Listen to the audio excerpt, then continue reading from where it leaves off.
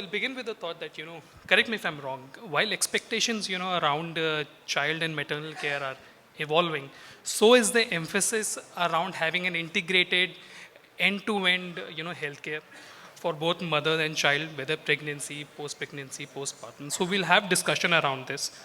Also, we'll talk about Ankara's own legacy, the history, future where we are looking at, and the impact in the market.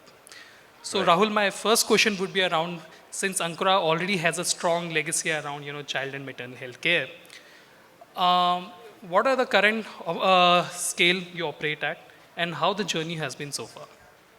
Um, Thank you, Sandeep. Thank you, Times Group. Um, Very good afternoon to the august audience here. To those of whom who are not aware about Ankura Group of Hospitals, to start with the journey, Sandeep, I would say that it was a very humble beginning, like most organizations start with. Like even Larry and Sergey started Google back in 1998. There was this humble beginning by our founder, Dr. Krishna Prasad Rao Vunnam, who practiced and also got education from Australia as in super specialty neonatology, and then he moved back to India primarily to start a care delivery which was lacking, and some of that already has been emphasized in our previous sessions in terms of the lack that we see and the number of cases we see in neonatal mortality rates, maternal mortality rates 15 years back.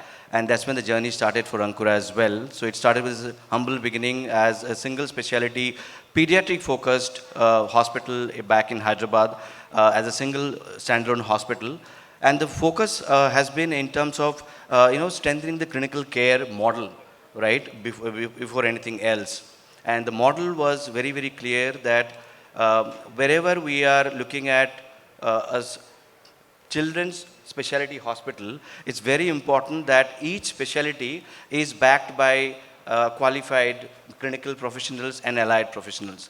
So the model is neonatal will have clinical specialty qualified in neonatal. Pediatric ICU will have specialized critical care pediatric professionals, general pediatrics as well as super specialty care.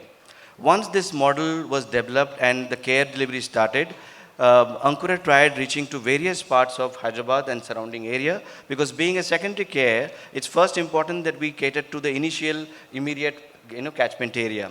And after that, the journey was to reach out to various parts of Hyderabad itself, because the gap itself was very high.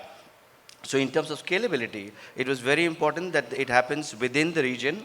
From Hyderabad itself, we went from 1, 2 to 6, 7 units. And then we moved to even from tier 1 metro city to even district level, and we also delivered there a similar model, even with specialties as well, in a district level in Khammam district known in Hyderabad, Telangana itself. And after that, we moved out of Telangana, established a presence a lot in Hyderabad as well as Telangana and Andhra Pradesh, so AP Telangana predominance. And then we moved out of the states to grow further to other states like Maharashtra, Bhubaneswar, Odisha that we are present. And then we plan to expand further in various parts of other central India, North India as well. So we are looking at growth in terms of clinical model. After that, how do we establish ourselves in brand presence? Then we scale up in terms of operational efficiency, and then we look at geographic expansion. So the model of scaling up, I would say, in these 4 vertical expansions that happens. But I also understand, the interconnectedness of the model is also very important. And that's what my next question is when we talk about integrated care. So for a better understanding, if you can define, what integrated care, means to you when we talk about, the overall healthcare from pregnancy, post-pregnancy, newborn care. I think in the first session, Dr. Maria, Dr. Suri, other consultants in the previous session also, we discussed how we have evolved as a country in terms of number of cases, number of NMR, MMR has improved. But at the same time, I'm sure Dr.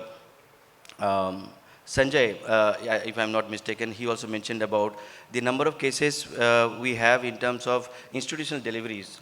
So what I'm trying to say is, before we come to integrated care, if we look at how things have been in the last 2 to 3 decades or even before that, it has been a fragmented market to start with, right?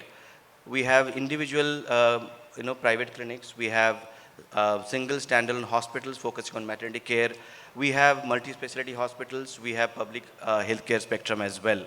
So still a large part of it is fragmented in India. What is very important is if we can look at under one roof, a care delivery model, which is right now, starting with focusing from how do we make sure that pregnancy is possible. So start with fertility, then pregnancy journey, how do we make that seamless in terms of clinical care, in terms of integrated care for clinical, uh, paraclinical or allied services that we talked about, lactation, physiotherapy, psychiatric, mental health, and then at the same time move that forward with a very, very strong backup in terms of neonatal critical care, which is very important because even today, as we discussed earlier also, a quarter of deliveries in India is still high-risk cases. So if that has to be addressed, then it's very important that it has to be backed by very strong neonatal critical care as well to focus there at the level of level 3. And that's what we have been able to provide at Ankura as well. And then to take it ahead as a life cycle for the child as well, we provide the care from 0 to 18 years. We have pediatric critical care along with an array of multi-speciality for the children that we can provide, be it pediatric subspecialties, endocrinology, ENT, surgeries, gastroenterology, neurology, orthopedics, all of that also we are able to actually replicate even in a tier 1, tier 2 or even a district level hospital. Very interesting. So we talked about high risk pregnancies. So my next question is around how equipped are you to handle these high risk pregnancies? And second part of the question is how your NICU and pediatric services are critical in ensuring the best outcomes for newborns. I'm surrounded by obstetricians and clinicians, but if I speak in terms of care delivery model and in the business of patient care that we are in, if you look at, it's very important to understand that high risk cases starts from the, like one of the doctor mentioned, pre-pregnancy journey itself, right? And why we have high risk pregnancy, why we have birth defects, somebody mentioned, and sometimes it is increasing. Of course, I would say it would have increased even much more, right? It has decreased simply because we have been able to detect through our fetal medicine, through our pre-pregnancy screenings, which in India, still today, across, if we look at across the country, there is only 4 to 5 antenatal visits before the delivery, right? Wherein it should be at least 12 to 15. So if that is integrated well, if we are able to identify gestational diabetes, if we are able to identify eclampsia, hypertension among women, if we are able to identify obesity and other comorbidities, then of course we are able to provide a better care by the time the mother reaches the delivery stage. So that's where high risk can be managed better. At the same time, in the same place, if you have a pediatrician, if you have a mental health specialist, a psychiatrist and a psychologist who's part of the entire counseling, coupled by childbirth education specialists also, who are in, like we had Ms. Saloni, we have discussion on lactation. So nutrition, lactation, physiotherapy, emotional well-being support, if that is given as a dedicated specialty care by the experts themselves, rather than putting the whole burden on the obstetrician herself or himself, that would not be fair. So we have been able to integrate all of that as far as pre-pregnancy journey itself.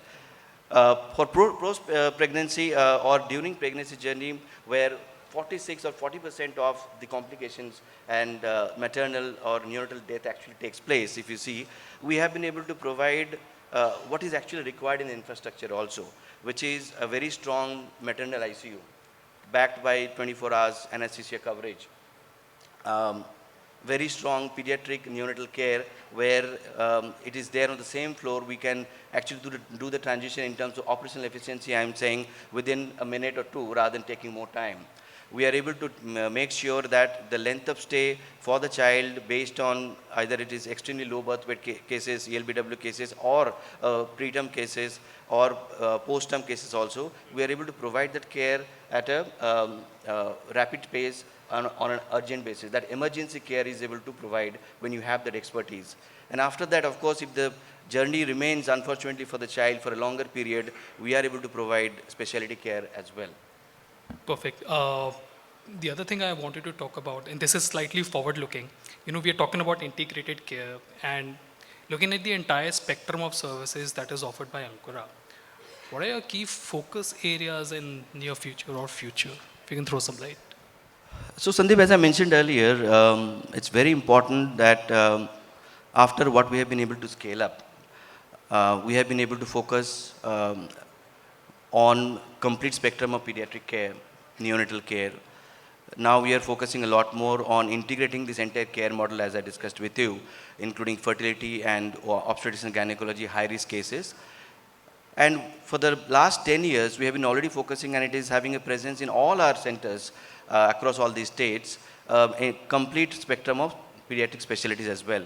It's time now that we look at focusing on super specialty care for pediatric even more. It's time now that we also will look at, can we provide quaternary care where children would require bone marrow transplant, liver transplant, kidney transplant, right? Or even robotic surgeries, either for the mother or the gynec cases, or for the children as well. So we would like to focus and expand in those in future. We would like to also grow beyond, now that we are present in these 4 states, move beyond these 4 states and come to central India. So we are planning to come to central India and probably strengthen further in eastern side with Odisha and even Bengal, maybe northeast side more. And very soon we would like to see ourselves where we are discussing as well in the NCR region.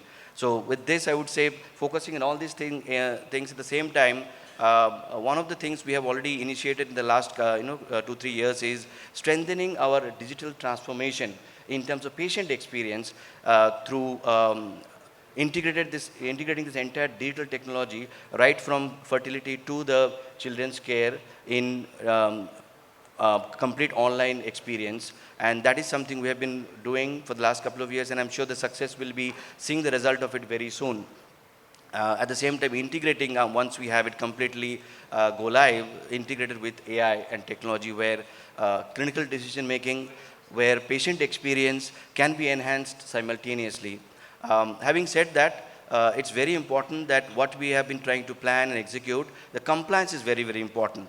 And that's where we have to look at complete support from the entire spectrum, the clinical team, the allied team, the ops team, to come together to make sure whatever resource we have, we utilize them, and then we can make it a success. Then only we can move from, as somebody said, from doctors, nursing, focused care to a patient-centric care, right from the time a patient is reaching out to us over the call or on digital platform till the care, is delivered.